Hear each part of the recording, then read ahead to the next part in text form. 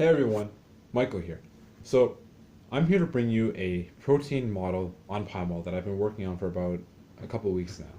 And this protein model is pretty unique, as in the purpose of this protein is very special, where it is designed for induced demethylation of the BRCA1 gene promoter in breast cancer cells.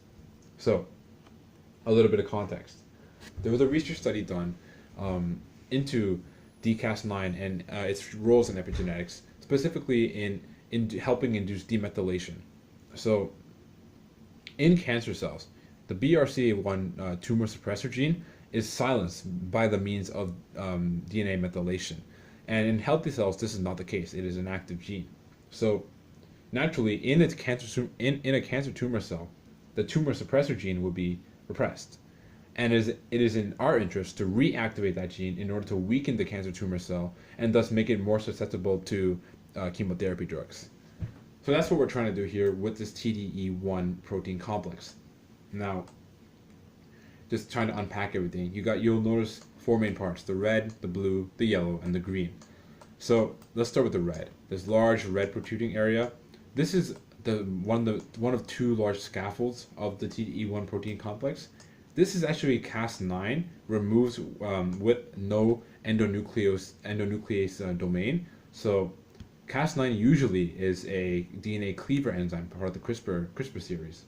But in this case, what we're dealing with is dCas9. Cas9 without its endonuclease domain, it can't cut DNA. And when you get rid of this domain, it essentially becomes a nice scaffolding protein to hold other proteins within it. And it just so happens that we have one within it. And that's this light blue kind of teal protein, a little bit hard to see. This is our TET1 catalytic domain.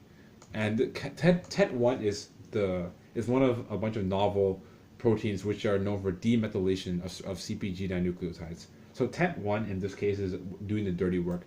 TET1 is the protein on the front lines that's going to be demethylating the genes that we assign it, the areas of the gene promoter that we assign it. Now moving on, we have our large yellow scaffold, another scaffold protein actually, a large yellow one. This is protein phosphatase 2A, and essentially this acts as another, let's say, scaffold protein for the protein complex, which links towards our green protein here, EGFP. EGFP is basically the label, the noticeable green label. So basically, for scientific purposes in the lab, we want to be able to notice this protein with a green blotch on it. It's very common to use this practice. And EGFP, the green fluorescent protein, does the job for us. So in summary, yellow and red, PP2A, protein phosphatase 2A, and dCas9 act as your scaffolding proteins. Well, EGFP acts as more like a labeling or a visual protein for the scientists to use for their own purposes. And TET1, the TET1 catalytic domain, the blue, is actually doing the demethylation here. Now, when it comes to the specific TDE model, I modeled one of two complexes they've created. This was the more effective, empirically effective model out of the two, which is why I chose to model this one. However, this is an approximation of what the protein should look like, as there is no existing, as far as I'm concerned, no existing 3D model of the TDE protein that was published. So this is really an approximation, meaning that there is legitimate space for error and inaccuracy in this protein model, which there likely is.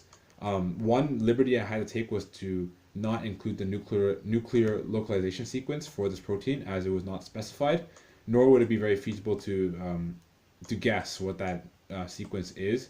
And judging by the large scale of this protein here, it would be slightly negligible because it would just be a series of residues on either dCas9 or PP2A, because in this protein the NLS is between PP2A and dCas9. So for that purpose, well, I decided to leave it out, but I do acknowledge that could affect some of the binding patterns and the alignment of this protein complex. So those are a couple of the inaccuracies that I just want to point out at this. So, just in case you guys were thinking about that. Now, one other thing I wanted to add was that this protein complex does the job, but it doesn't know where to go. What we use to get this protein complex to where it has to go is this. RNA here. What you're looking at is a single guide RNA, which the scientists created to guide the TDE protein complex to where it has to go. This is one of 5 different single guide RNAs that they created. This specific sequence, dubbed sgRNA2, single guide RNA2, was the most effective. So I took the liberty of modeling this specific RNA along with the most effective protein complex. So the transfection of these two agents is what creates the induced demethylation of the BRCA1 gene promoter. And when you do this, like I said earlier, you essentially create an environment where the tumor cell, the cancer tumor cell, is weakened to the point where it is more susceptible to the chemotherapeutic drugs which we could expose to it, and thus it would reduce the resistance that certain cancer, like the breast cancer tumor cell, would have. So overall, this has been a very tough learning experience. Also very fun. I can't describe how I love the challenge. So you can see all the residues here. It was kind of a pain aligning these, and as you can see, there is still some binding errors here, but I tested, like specifically here, I tested the area here, and it's not too bad. But yeah, not too bad in terms of different binding shapes. But here you go. This is our TDE-I protein complex with the second sgRNA2.